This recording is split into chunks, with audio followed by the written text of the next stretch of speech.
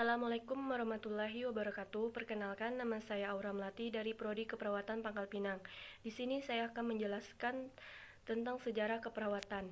Sejarah adalah suatu kejadian yang terjadi pada masa lampau, baik secara langsung maupun tidak langsung. Sejarah keperawatan adalah suatu kejadian yang berhubungan dengan masalah keperawatan, baik secara langsung maupun tidak langsung. Ada beberapa faktor yang mempengaruhi perkembangan keperawatan pada zaman dahulu. Yang pertama adalah sikap dan peran masyarakat, dan yang kedua adalah perang, dan yang ketiga adalah pemimpin dalam keperawatan. Keperawatan merupakan bagian integral dari layanan kesehatan yang didasarkan pada ilmu dan kiat keperawatan. Layanan ini berbentuk biopsiko, sosio-spiritual, komprehensif, yang ditunjukkan pada individu, kelompok, maupun masyarakat, baik yang sehat maupun yang sakit. Keperawatan mempunyai tugas yang unik, yaitu membantu individu, baik sehat maupun sakit, dengan melakukan kegiatan yang berkaitan dengan penyembuhan penyakit dan membantu klien mendapatkan kematian yang damai. Layanan keperawatan adalah bagian yang tidak terpisahkan dari profesi kesehatan dalam memberikan pelayanan kesehatan kepada pasien.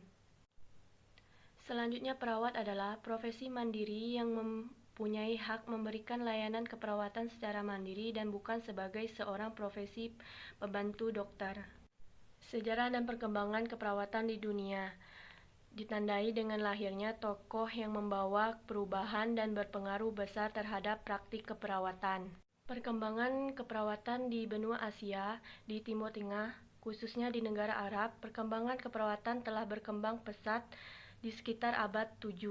Perkembangan keperawatan dan pengobatan di Cina Tiongkok telah mengenal penyakit kelamin, diantaranya yaitu gonorrhea dan sipilis. Shenglong dikenal sebagai bapak pengobatan yang ahli dalam penyakit dalam, yang telah menggunakan obat-obatan dari tumbuhan dan mineral. Semboyannya yang terkenal adalah lihat, dengar, tanya, dan rasa. Chang Chun-Ching telah mengerjakan lavement dengan menggunakan bambu. Perkembangan keperawatan di benua Eropa, salah satunya muncul tokoh Florence Nightingale. Pada akhirnya di Inggris terjadi kemajuan yang pesat dalam bidang keperawatan, salah satunya pembangunan sekolah-sekolah perawat dan didirikan Perhimpunan Perawat Nasional Inggris. Perhimpunan ini bertujuan untuk menyatukan perawat-perawat yang ada di Inggris. Florence Nightingale 1820 sampai 1910. Dilahirkan dalam keluarga yang kaya dan cerdas. Ia terpanggil untuk membantu sesama manusia dan meningkatkan kesejahteraan walaupun ditentang keluarganya. Lillian Wall 1867 sampai 1940. Lillian dan Mary merupakan orang pertama yang memberikan layanan kesehatan terlatih kepada kaum miskin. Margaret Hingis Singer 1870 sampai 1966. Yang merupakan perawat kesehatan di New York yang memberikan layanan kesehatan kepada kaum wanita. Sejarah dan perkembangan keperawatan di Indonesia. Sebelum kemerdekaan. Pada saat itu Indonesia dijajah oleh negara Inggris, Jepang, dan Belanda. Pada penjajahan Belanda, saat itu didirikan rumah sakit yang bernama Hopkins Hospital yang terletak di Jakarta. Perawatnya diambil dari penduduk pribumi yang berperan sebagai penjaga orang sakit. Perawat tersebut pertama kali ditugaskan di rumah sakit yang ditugaskan untuk memelihara kesehatan staf dan tentara Belanda. Akhirnya terbentuklah Dinas Kesehatan Tentara dan Kesehatan Rakyat.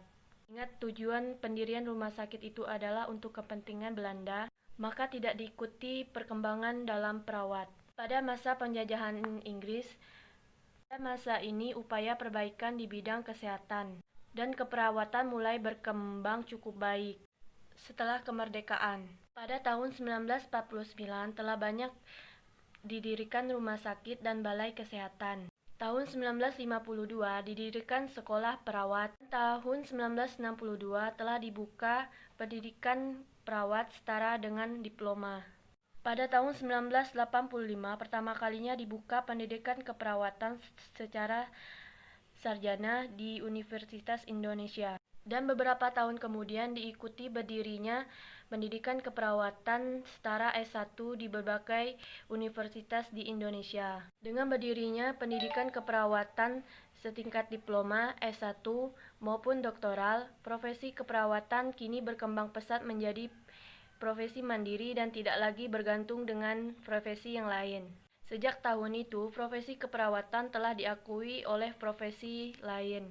Sejarah keperawatan di Indonesia pun tidak lepas dari pengaruh penjajahan asing.